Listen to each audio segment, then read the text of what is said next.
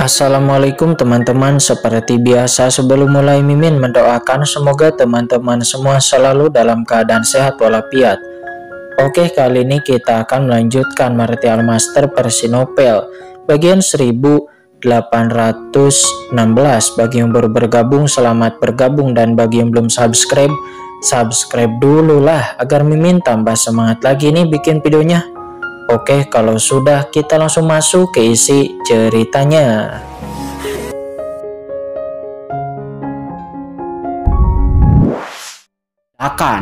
Dewa Penghakiman sangat marah dan hendak melawannya. Namun tiba-tiba, dengan suara mendengung, sebuah buku kuno tiba-tiba muncul di kedalaman pikiran Kincen. Tiba-tiba berhenti di saat membalik halaman tertentu, dan sebuah kekuatan melahap yang mencengangkan keluar dari buku kuno itu. Ledakan, kekuatan kematian yang mengerikan yang menyerbu pikiran Kincen dan ingin menghancurkan jiwa Kincen pun langsung ditelan oleh buku kuno ini dan tidak meninggalkan apapun, hanya mendekat dan perlahan menghilang. Dan lalu Kincen, lautan jiwanya telah benar-benar tenang.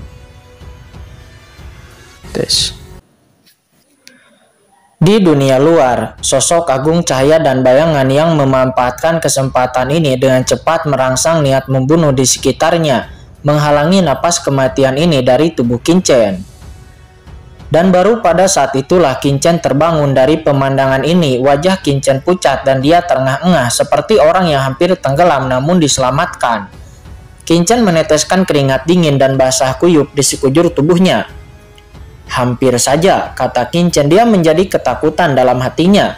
Dan Kincen tidak berani melihat noda darah itu lagi. Dengan kewaspadaannya, sebenarnya Kincen telah bersiap sebelumnya. Tetapi dia tidak pernah berpikir bahwa kekuatan yang terkandung dalam darah kering ini akan begitu mengerikan. Sehingga Kincen langsung jatuh tanpa perlawanan apapun. Jika Kincen tidak secara diam-diam merangsang kekuatan Dewa Penghakiman Guntur di tubuhnya, ditambah dengan keberadaan buku kuno misterius itu, Kincen mungkin hampir menghilang. Sebelumnya, datang jauh-jauh dari benua Tianwu, Kincen belum pernah merasakan pemandangan yang begitu berbahaya seperti sebelumnya. Hanya melihat noda darah kering saja itu sudah membuat jiwa Kincen hampir runtuh dan tubuhnya hampir saja menghilang. Tapi, darah siapakah ini? Kata Kincen. Kincen merasa ragu di dalam hatinya. Tetapi pada saat yang sama sebuah jawaban muncul di benaknya.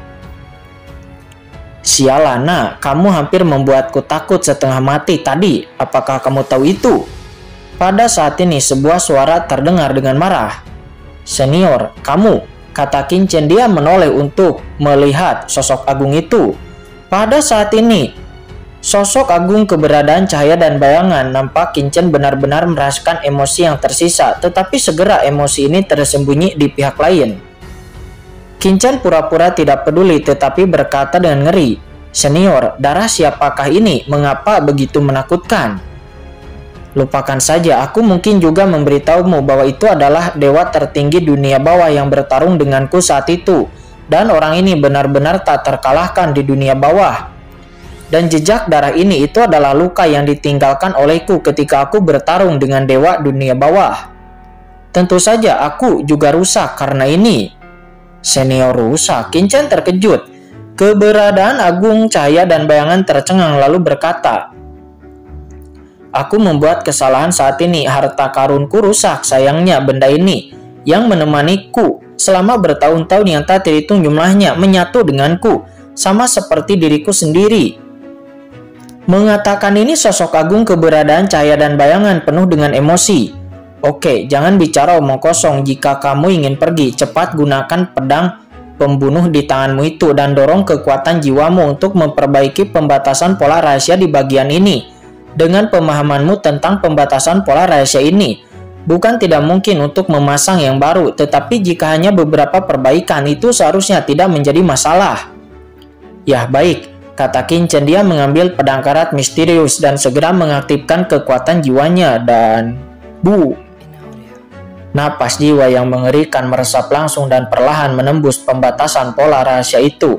Dengan pemahaman Kincen tentang pembatasan pola rahasia, dia bisa melihat sekilas bahwa keberadaan Cahaya dan Bayangan itu benar.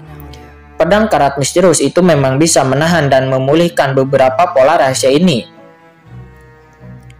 Melihat bahwa kekuatan jiwa Kincen akan jatuh pada pembatasan garis rahasia itu, Kincen tiba-tiba menoleh dan berkata dengan ragu, "Senior, bisakah kamu melihat orang-orang di istana di luar?"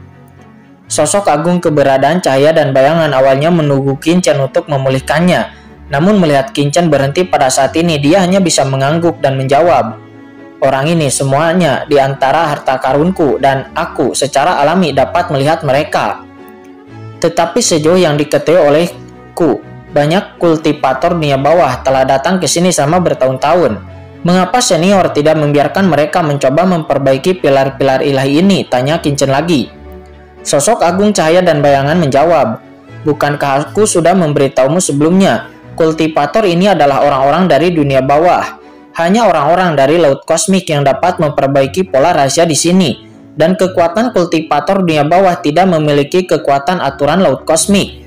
Itu tidak memiliki akar untuk bisa memperbaiki ini." Mendengarnya Kincen bertanya-tanya, tapi karena kekuatan kultivator hantu ini tidak dapat memperbaiki senior, lalu apa tujuan senior menyerap jiwa mereka? Apakah itu untuk menghapus darah dewa dunia bawah? Keberadaan agung cahaya dan bayangan menggelengkan kepalanya. "Anak muda, mengapa kamu begitu marah? Apa masalahnya? Yang terkuat dari kultivator itu adalah Kaisar Simei. Bagaimana tingkat kekuatan ini dapat dibandingkan dengan dewa dunia bawah? Alasan mengapa aku menyerap jiwa mereka adalah karena meskipun mereka tidak dapat memperbaiki pembatasan pola rahasia, namun kekuatan jiwa mereka dapat menstabilkan dunia ini. Meskipun makhluk dunia bawah dan makhluk laut kosmik semesta berbeda, namun mereka juga memiliki kesamaan pada dasarnya." "Oh, Junior mengerti," kata Kincen, dia mengangguk. "Apakah kamu memiliki pertanyaan lain?" kata sosok agung bayangan itu. Dia tidak bisa berkata-kata. "Jika kamu memiliki pertanyaan lain, tanyakan secara langsung agar menghemat waktu." "Tidak ada lagi," kata Kincen menggelengkan kepalanya lalu menatap keberadaan agung cahaya dan bayangan. "Jadi senior sebenarnya bukan senior dewa laut, tetapi roh harta karun ini." Mendengar perkataan Kincen, sosok agung cahaya dan bayangan tercengang. "Kamu, apa yang kamu katakan?" Ekspresi Kincen pun menjadi sangat yakin. Junior mengatakan bahwa senior bukanlah dewa laut, tetapi senior adalah roh harta karun ini. Selama bertahun-tahun senior telah menjaga operasi istana ini, kan? "Roh harta karun apa?" kata sosok agung cahaya dan bayangan. Dia sedikit marah dan boom.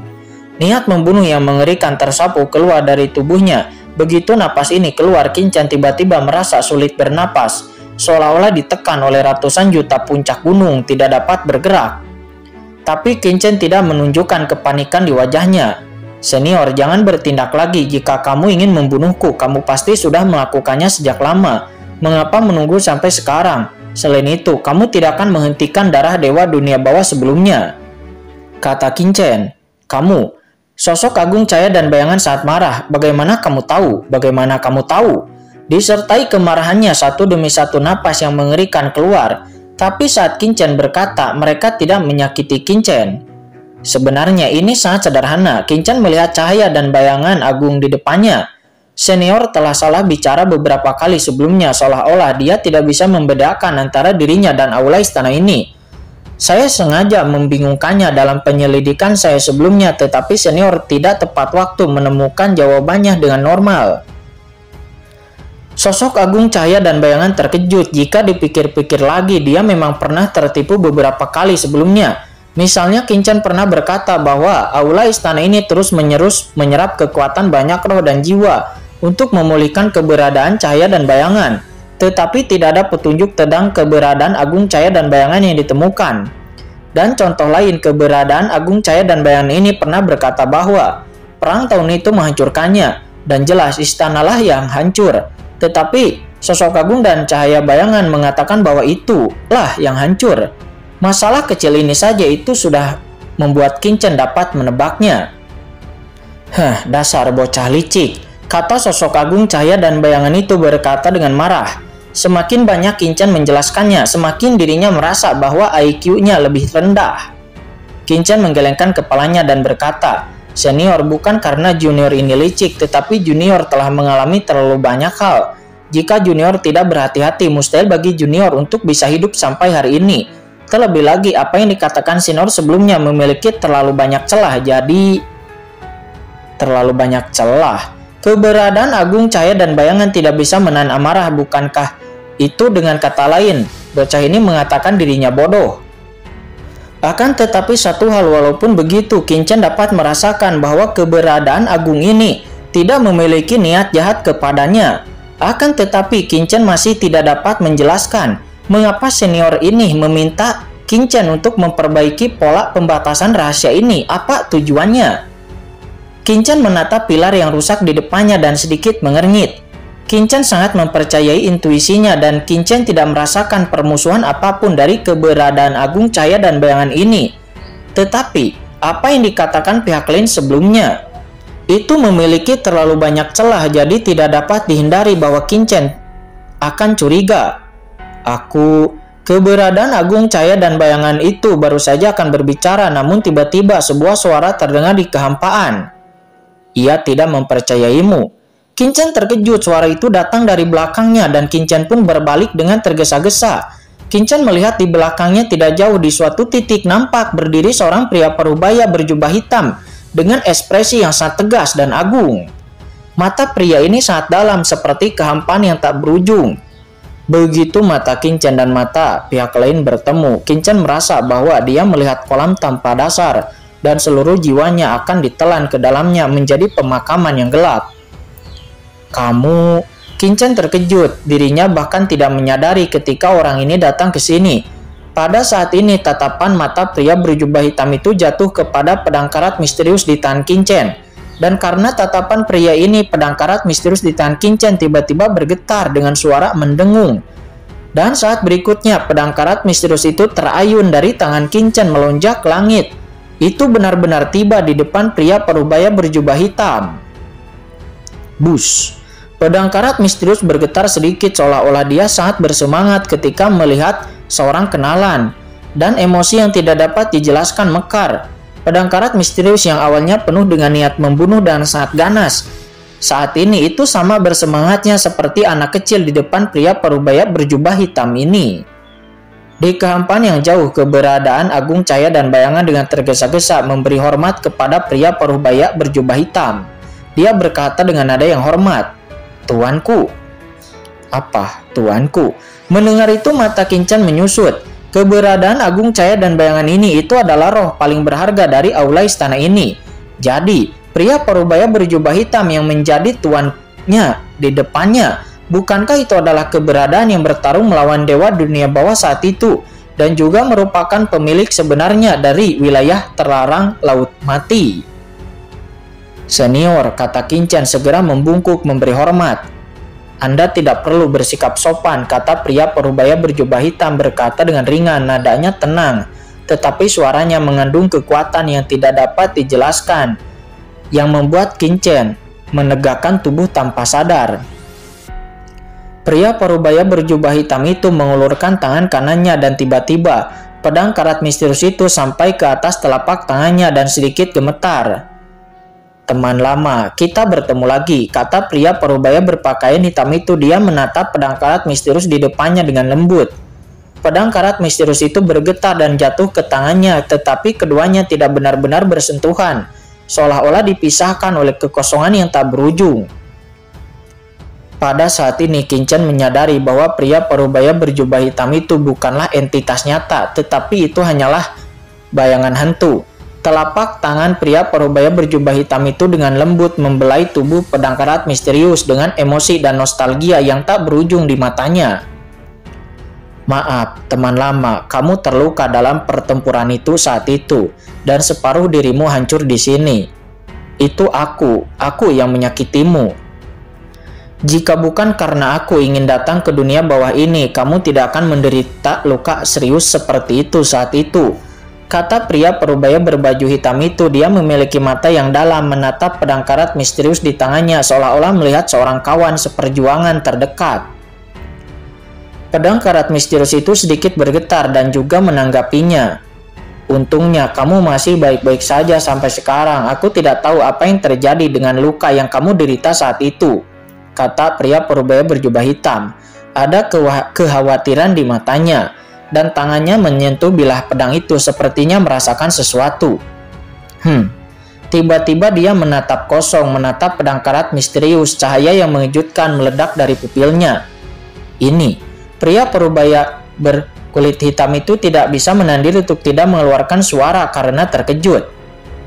Suara itu jatuh dan dengan suara keras, Qin Chen langsung merasa seolah-olah langit dan bumi runtuh. Dia melihat bintang-bintang yang tak terhitung jumlahnya hancur di depan matanya, dan hujan darah yang tak terbatas jatuh di langit melihat sekeliling. Ada gunung-gunung mayat dan lautan darah di mana-mana, juga kepala-kepala yang berguling-guling. Pemandangan yang mengerikan dan menakutkan itu benar-benar seperti akhir dunia.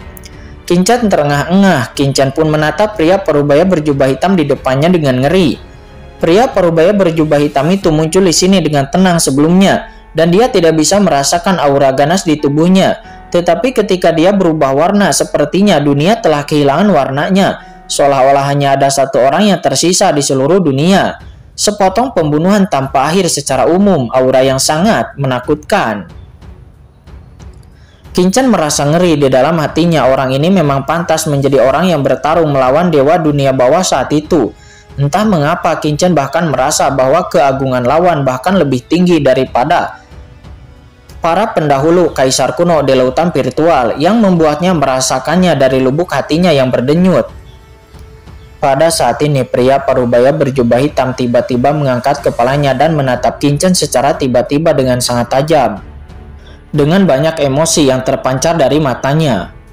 Pedang ini telah dimodifikasi oleh seseorang, kata pria parubaya berjubah hitam. Dia menatap Qin Chen berkata dengan suara yang dalam, seolah sedang memeriksa Qin Chen. Jauh kedalaman matanya, Qin Chen samar-samar merasakan sedikit keterkejutan. Diubah, kata Qin Chen. Dia tertegun. Dan Qin Chen tiba-tiba teringat bahwa ketika ibunya berada di surga, dia memang telah memodifikasi pedang karat misterius ini dan menekan niat membunuh pada pedang karat misterius ini dan membiarkannya digunakan oleh Qin Chen. Memikirkan hal ini, Qin Chen tidak dapat menahan diri untuk tidak mengangguk. Keberadaan manakah yang mengubah pedang ini, kata pria parubaya berjubah hitam. Dia merutkan kening dan tidak dapat menahan diri untuk tidak berkata seperti itu. Qin Chen ragu-ragu sejenak dan berkata, waktu itu aku menemui ibuku dan aku membuat sedikit modifikasi agar aku dapat mengendalikan pedang ini dengan lebih baik. Senior, ibuku tidak bermaksud seperti itu, kata Qin Chen. Mendengar itu pria parubaya berjubah hitam menarik napas dalam. Ibumu? Dia pun menatap Qin Chen dari atas ke bawah. Kali ini tatapannya sangat dalam. Di hadapan tatapan ini, Qin Chen merasa seolah-olah dirinya benar-benar transparan dan segalanya tak terelakkan di hadapan orang ini. Kamu? Pupil mata pria parubaya berjubah hitam itu tiba-tiba mengecil dan dia muncul di hadapan Qin Chen dalam sekejap, menatap Qin Chen dengan kengerian yang tak tertandingi. Kamu sudah mati sekali. Itu mustahil. Bagaimana mungkin?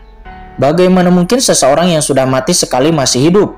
Bahkan jika dia dipancing keluar dari sungai para ahli nujum, dia tetaplah makhluk dari dunia bawah. Bagaimana mungkin dia menjadi makhluk dari dunia kosmik? Pria parubaya berjubah hitam menatap Qin Chen seolah-olah sedang menatap monster.